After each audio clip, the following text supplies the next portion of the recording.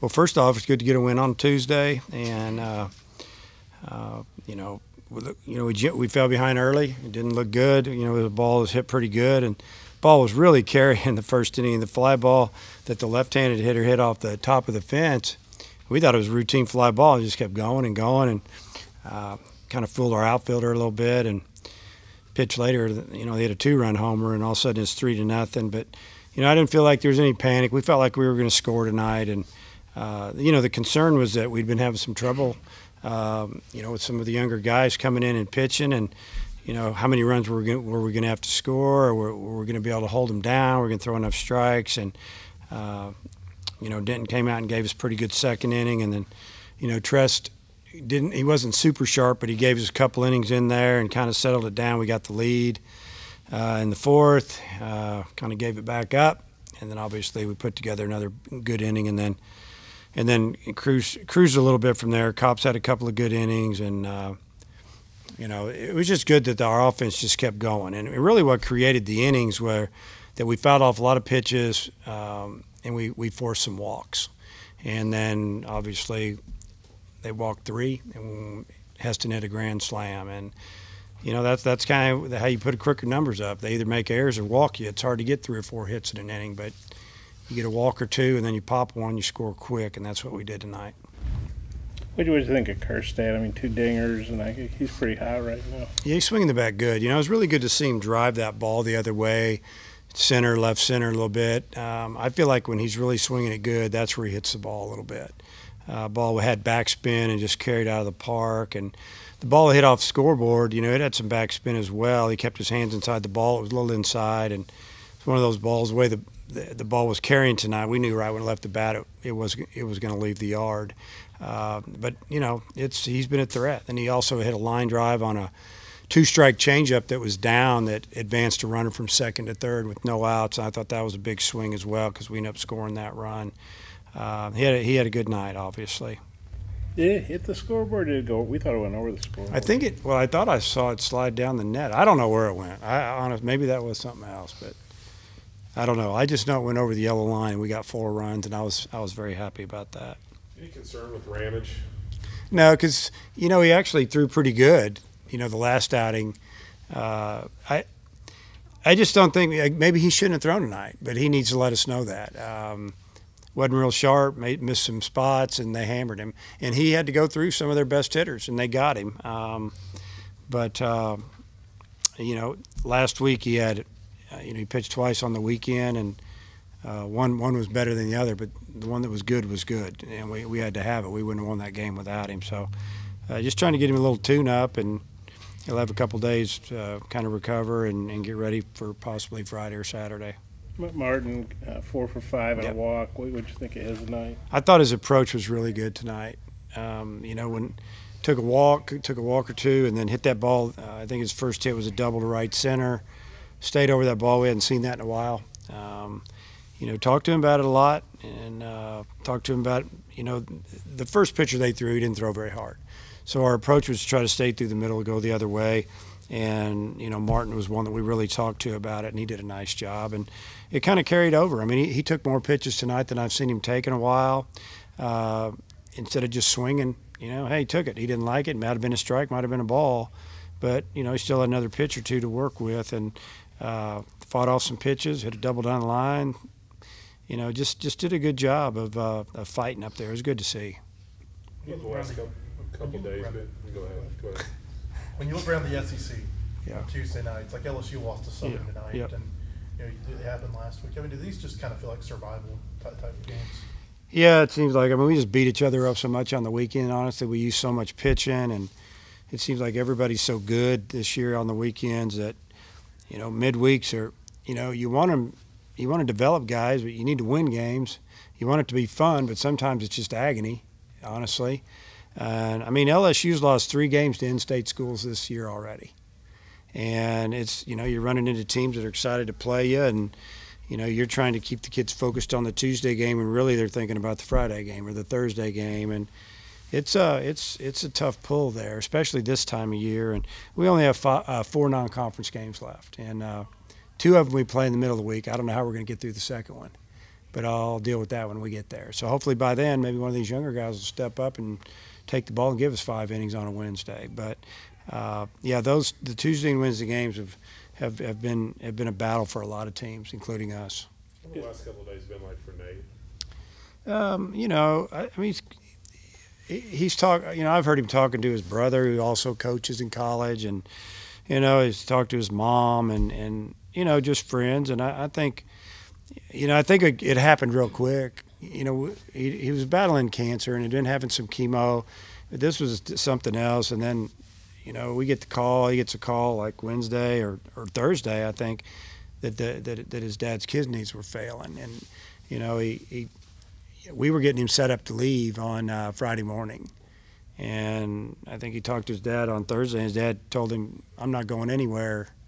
You need to stay there." And it went downhill from there, and he passed away, I don't know, a couple hours later. And so it was sad. It was quick, but I think he held up pretty good. And they've set the funeral for because his brother, just so they can all get there. His brother's head coach at McLennan Community College in Texas, and I think they're going to have the funeral like next Wednesday. So he'll miss next Tuesday's game here.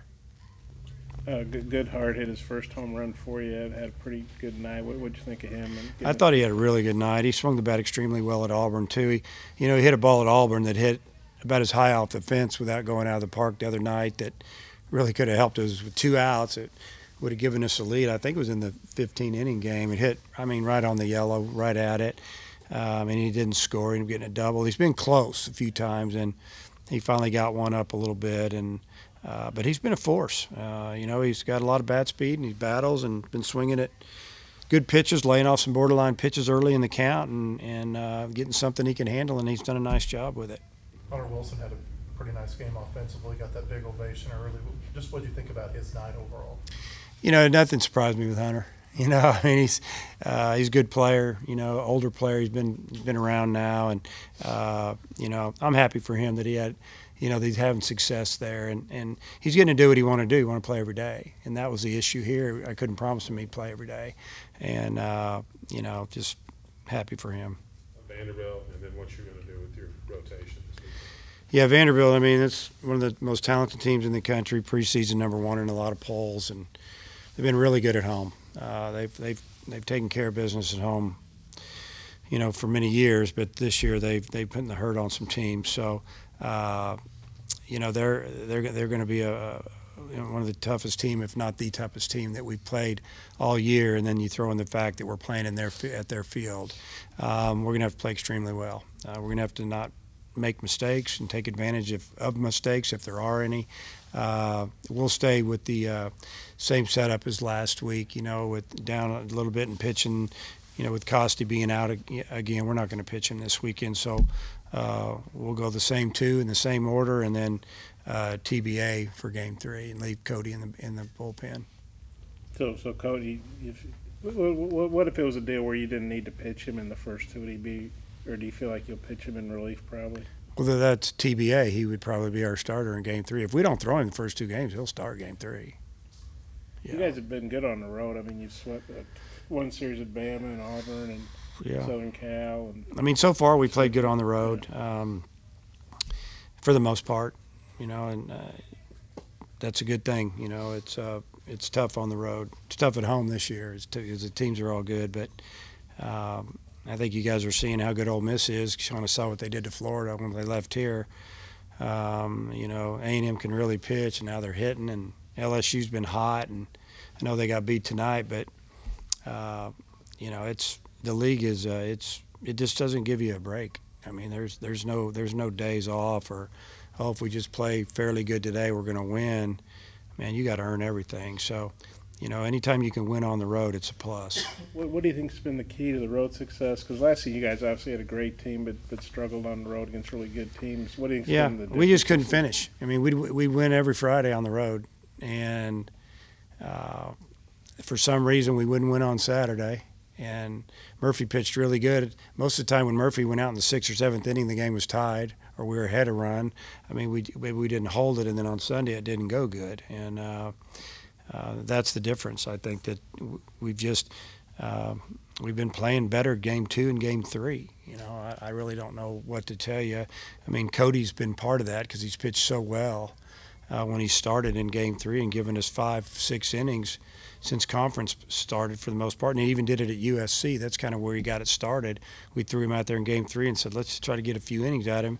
And he pitched great for like 5 innings. And, you know, we ended up, you know, I don't think we got a win in that game, but I think that's the extra inning game, wasn't it?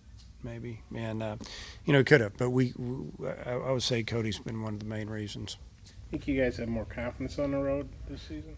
Maybe a little bit. You know, I would say, you know, whenever you win, it builds confidence. So we're not scared on the road. I can tell you that. You can see it in their face. They don't really care. You know, we're going to run into an extremely tough team in a different type of ballpark. It's extremely quick with all that turf. There's no foul territory. You know, like I said, this is going to be a major challenge at Vandy. I think Cody pitched on back-to-back days this past weekend. Is he a guy you feel comfortable doing that? Yeah, not very much. You know, I don't feel comfortable doing that with anybody. But sometimes you just, you know, you kind of got to see how hard were the innings that they pitched in the first time, and were they always in trouble and struggling, or was it an easy 2 innings, 3 innings or whatever, and then, hey, can you give us 1 inning? It just depends. But, yeah, I don't want to do that with Cody too much. But you know, he threw really well in the inning that he threw on I guess it was Saturday, which was game 3. And I didn't even know he was going to pitch. He wanted to pitch. And Cody lost his grandma this weekend too, and found out the night before, and it was really hard on him. And so he had a lot of emotion. He actually won't be at practice tomorrow. He won't travel with the team on Thursday, and then we're going to fly him into Nashville on Friday morning. Because of his grandma's funeral. Mm-hmm. Mm-hmm. I don't know if you even think about it still. I guess that was the 10th straight time you've beaten ORU. They haven't beaten you since like 2008, so that's like 11 years Well, I ago. do remember the last time they beat us because they hammered us. And I remember that they were throwing some guy that was, I don't know how many times he struck us out, but he was a weekend starter, and he was really good. He's probably in the big leagues now. But, yeah, that was I didn't realize that. You know, we played him in a couple regionals, had some really good games with him. So they're always good. You know, they're a little younger than they have been. A lot of times their whole lineup is juniors and seniors. I know freshman played third today. He can hit, and you could go on and on. There's a lot of freshman pitchers. So they'll be right in the middle of it before it's over with this year. They'll be in a regional somewhere. Would you say it's a pretty good streak against a quality program? Yeah, I mean, you never know how it's going to go. It's, you know, we did that against a couple other teams, Missouri State for a while. Then they got us for a few years, so it can flip pretty quick. I don't get all excited about it. I'm just moving on to the next game.